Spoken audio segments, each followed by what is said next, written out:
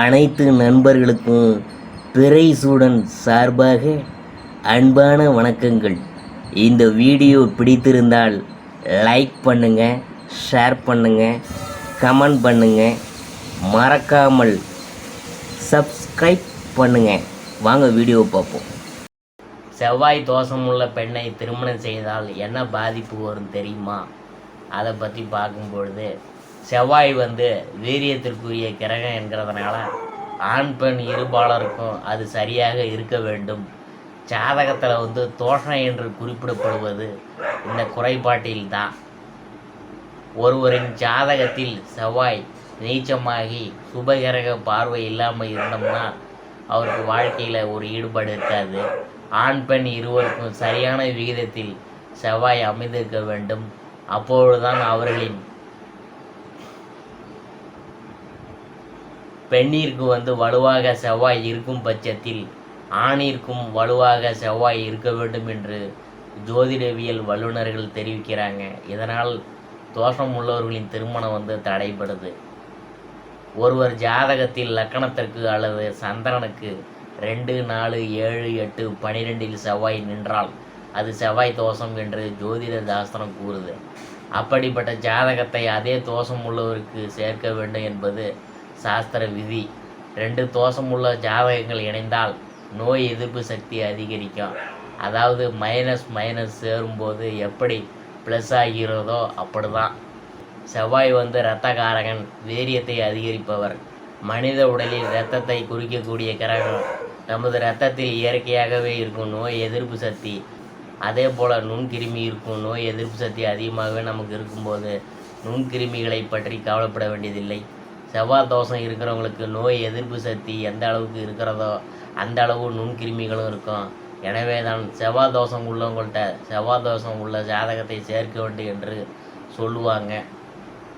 செவ்வாய் எங்கே இருந்தால் தோஷம், அதை பற்றி பார்க்கும்பொழுது ஜாதகங்களில் லக்கணத்திற்கு 2, 4, 7, 8, 12 ஆகிய இடங்களில் இருந்தால் செவ்வாய் தோஷம் என்கிறோம்.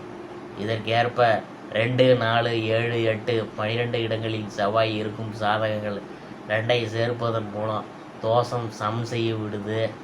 பெரும்பாலான சாதகங்களில், அதாவது 90% மேலே செவ்வாய் தோஷம் நிவர்த்தியாகி இருக்கும். தோஷம் நிவர்த்தியாகிவிட்டது என்பதற்காக செவ்வாய் தோஷம் அறவே இல்லாத சாதகங்களை சேர்க்கக்கூடாது. உதாரணமாக, ஒரு சாதகத்தில் லக்கணத்திற்கு 4ஆம் இடத்தில் செவ்வாய் இருந்து தோஷ நிவர்த்தி ஆகி இருந்தால் அதே போல் 2, 4, 7, 8, 12 உள்ள ஜாதகத்துக்கு தான் சேர்க்கணும். 1, 3, 5, 6, 9, 11 உள்ள சாதகத்துடன் சேர்க்கக்கூடாது.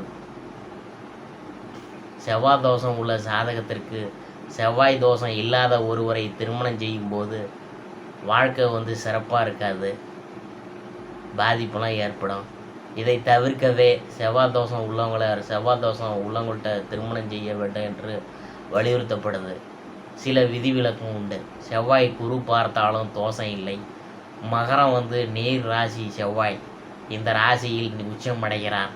இந்த ராசியில் லக்கணங்களில் பிறந்தவங்களுக்கு செவ்வாய் தோஷம் நிவர்த்தி ஆகியது. மேஷம், விருச்சிகம் ராசியில் பிறந்தவங்களுக்கு தோஷம் இல்லை. காரணம், ராசி லக்கணாதிபதியாக வரும் கிரகம் அந்த ஜாதகத்திற்கு நன்மையை தான் செய்வார் என்பதால் தோஷம் இல்லை. மேலும் சூரியன், சந்திரன் இரண்டும் செவ்வாய் இருக்கும் இடத்தை பார்த்தால் தோஷம் இல்லை. காரணம், சூரியனும் சந்திரனும் செவ்வாய் பகவானுக்கு அம்மையப்பனாக கருதப்படுகிறார்.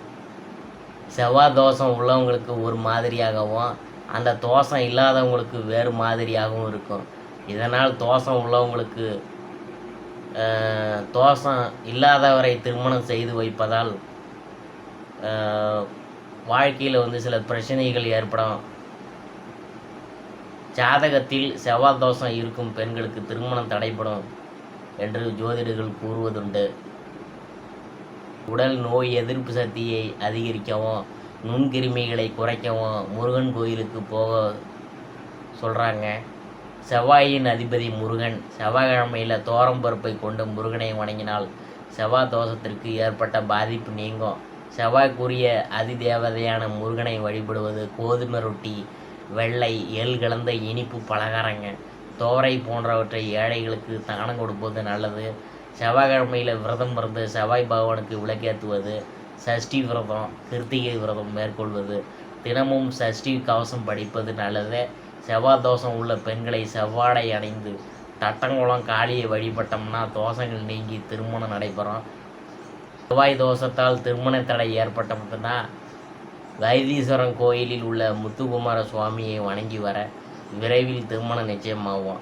தையல் நாயகி அம்மன் உடனடியாகிய வைத்தியநாத சுவாமி கோயிலில் நவகிரகங்களில் செவ்வாய் பரிகார ஸ்தலமாக விளங்குது. இங்கு வள்ளி தெய்வானை உடனாகிய முத்துக்குமார சுவாமி, தன்வந்திரி, செவ்வாய்க்கு அதிபதியான அங்காரகன் ஆகிய சுவாமிகளின் தனி சன்னதியில் அருள்பாலிக்கிறார். செவ்வாய் தோஷத்தால் திருமண தடை உள்ளவங்க இந்த கோயிலுக்கு வந்து அரச மரத்தடி விநாயகர், ஆதி வைத்தியநாதரை வழிபட்டு ஆலமரத்தை சுற்றி வரணும். வைத்தியநாத சுவாமி, தையல் நாயகி அம்மன், செவ்வாய்க்கு அதி தேவதையான முருகப்பெருமானை வழிபடணும். அங்காரகன் சன்னதியில் உள்ள அங்காரகனுக்கு சிவப்பு வஸ்திரம் சாத்தி அபிஷேகம் செய்து பரிகாரம் செய்ய உங்களுக்கு இருந்த தடைகள்லாம் நீங்கும்.